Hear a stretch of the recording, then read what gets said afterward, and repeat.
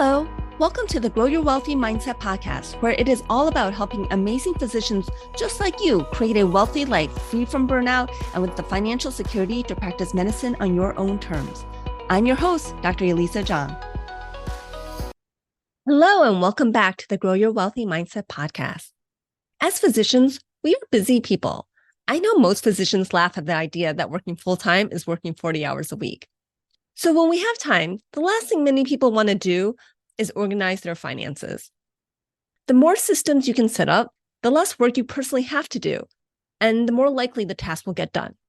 This is true with just about anything. Think about what systems you can put in place to automate as much about your finances as possible. In this week's episode, I'm going to give you some ideas, but it's your job to take action. You can learn everything about what to do to build wealth, but if you never take action, you aren't actually going to get results. And I want you to have results. You may have heard of the phrase, pay yourself first. What this is really referring to is making contributions to your retirement account from your paycheck so that you are paying yourself before you pay Uncle Sam and all the other deductions that come from your paycheck. If you aren't doing this yet, I highly encourage you to set it up. If your employer matches any of your retirement account contributions, then contributing to your retirement account, at least to the point of getting your employer's match, is likely the best return on your investment that you currently have available to you. Technically, your employer's match is part of your compensation, and you don't want to miss out on it. If for every dollar you put in your retirement account, your employer matches that dollar, you are immediately doubling your investment. And that's a no-brainer. Even if you're your own employer, you can still automate your investing into whatever retirement account you set up for you. Not only do you want to automate the contribution, but you also want to automate the investment. Usually when you set up automating a contribution to a retirement account, the brokerage or firm or whatever form you're using will often ask how you want the contribution handled. Make sure that you are investing it, ideally into index funds, and not letting it sit in some sort of cash equivalent like a money market. Not only can you automate investing in your retirement account, you can also automate saving and investing outside your retirement accounts. Most employers will allow you to direct deposit your paycheck into different bank accounts. Depending on your employer, you can specify what percentage or what amount to go to each account. Consider having a portion of your paycheck deposited into whatever checking account you use to pay your bills and living expenses, and the rest of your paycheck deposited into a savings account or an investing account, or both. If you can't split up your direct deposit, many banks will allow you to set up automatic transfers between different bank accounts. That includes setting up automatic transfers with bank accounts even at different banks. You can set up these automatic transfers to occur 1 or 2 days after your paycheck deposit into your account. Most brokerages have a way for you to set up some sort of automated investing where you can purchase a certain dollar amount in shares of a fund on a regular basis. Make use of that. While some people keep one checking account and one savings account, it can be helpful to have multiple savings accounts where each account is designated for a specific purpose or financial goal. One account may be your emergency fund, while another account may be a vacation fund, or a third account may be for home renovations.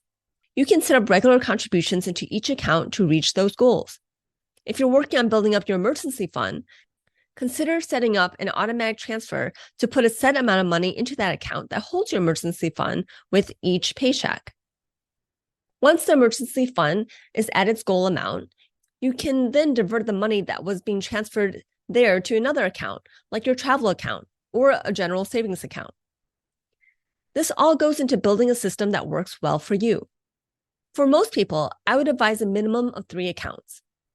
The checking account that you use to pay for your day-to-day living expenses, a high-yield savings account for your emergency fund, and possibly other financial care items, like bigger near-future bills that you need to save for. This could look like a down payment on a house or a car, or a new roof that you know you need. The third account is for the fun stuff that you want to save for, like vacations or a designer handbag, whatever it is where money can bring you joy.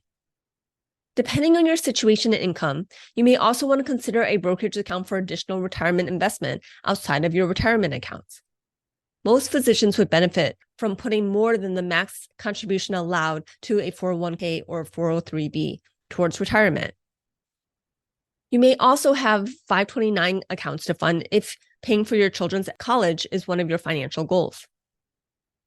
Now that we've talked about automating your savings and investments, let's talk about automating paying your bills. I have to admit, I personally resisted automating bill pay for many years. By reviewing my bills before paying them, I could catch errors in bills or even charges that weren't right on my credit card bills. However, different bills do have different due dates. As I travel often, and sometimes for long stretches at a time, I found myself being close to missing the due date a few times and actually missing the due date, resulting in paying a late fee. Well, I called and negotiated away the late fee, but you get the point. So now I fully embrace automating paying bills and set aside a time once a month to review all charges and to look for any errors. There are 3 main ways to automate bill pay: automatic payments made by credit card, automatic ACH withdrawal from a checking account by the biller or service provider, and automatic payments you set up through your bank where the bank sends payment to the biller or service provider. The easiest bills to automate are your rent or mortgage because that amount stays the same every month. Even when I hesitated to automate other payments, I always automated my rent or my mortgage payment. Many mortgage servicers are happy to set up ACH withdrawal from your checking account each month. For paying rent, I set up an automatic payment from my online checking account to send out a check every month. The next set of bills to look at are your monthly bills, which are typically your utilities as well as subscriptions. If a monthly recurring bill can be paid by credit card without any additional fees, I consider this a no-brainer.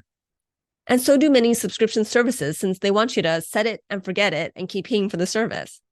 Internet, cell phone, and streaming services typically allow you to set up charging your credit card monthly without any additional fees. Other subscriptions, like gym memberships, generally require having a credit card that they can charge every month. When it comes to charging on a credit card, if there is an error, not only can I argue with the biller, but I can also get support from the credit card company. This is why I like charging to credit cards versus having money automatically deducted from my checking account. However, there are some bills that can only be automated by ACH withdrawal, which deducts from the checking account. Generally, it's utilities like gas, electric, water, and sewer, where credit cards may not be accepted, or there may be additional fee charged if you do use a credit card. Often these bills are variable depending on the usage, though there are some service suppliers who will set up a budget amount so that it's the same amount that you pay for the majority of the year. And then that amount gets adjusted up or down depending if there's a surplus or a large debt starts to build up. If I can set up having the same payment each month, that is my personal preference since it makes the automatic bill pay easier. Some suppliers will take automatic payments with credit card or with ACH withdrawal, while with other suppliers, you'll need to set up sending a check monthly to pay them. If it's the same amount due every month, then I tend to set it up so that my checking account sends the payment instead of the biller initiating the withdrawal, since I personally find it easier to look at my checking account and see all the upcoming withdrawals instead of having to remember which bills will get withdrawn by the biller. Then there's the question of whether or not to set up your credit cards for autopay. Depending on your spending habits, even if you pay off your credit card balance in full every month, your credit card balance may fluctuate significantly month to month. You may end up having to adjust how much money you have in your checking account and even possibly pulling from a savings account at times to pay off your credit card. This is probably especially true in the months that you're returning from vacation. You may be pulling from the account that holds your vacation money in order to pay for all the expenses that you just paid for the vacation on your credit card. And this also depends on how many credit cards you hold. If you're playing the credit card points game, you may have more than a dozen cards. Devin Gimbel, who's the founder of Point Me to First Class, has over 20 credit cards. There may be some credit cards that you don't use in a particular month and they maintain a zero balance because you only use them in specific situations. In this case, you'll want to think about what kind of system would work best for you. I encourage you to experiment, try different things out, and see how things go. For credit cards that you use regularly, you may want to consider having an automatic payment for the minimum balance due so that you at least avoid any late fee. Though you usually can call a credit card and get them to drop the late fee if you're not a repeat offender. Most cards will let you change the due date So you may want to consider having all your credit cards have the same due date and plan to review and pay all your cards at the same time each month. Many credit cards will also let you set alerts for payment due if it's not received by a specific date, like a week before the due date. Setting up these kind of notifications is another way to add another system to make sure that you make any money transfers you need to make and pay any bills that need to be paid. You can set up notifications on your calendar. I use Google Calendar and have a lot of notifications set up for various things there. What systems do you currently have in place? After listening to this episode, what changes do you want to make? I'd love to hear what you found helpful. You can always reach out to me by emailing me at growyourwealthymindset@gmail.com or send me a DM through Facebook, Instagram, or LinkedIn. You'll find all my contact information in the show notes. Thanks for listening to the Grow Your Wealthy Mindset podcast. If you enjoyed this episode, I would love it if you could share it with your friends and colleagues. And now for the disclaimer. I am not a certified financial planner, accountant, or attorney, and nothing I say should be construed as professional investment, tax, or legal advice. This show is primarily for your education and entertainment. I am a physician, but I'm probably not your physician. So if you need any medical advice, please contact your own physician. Thank you.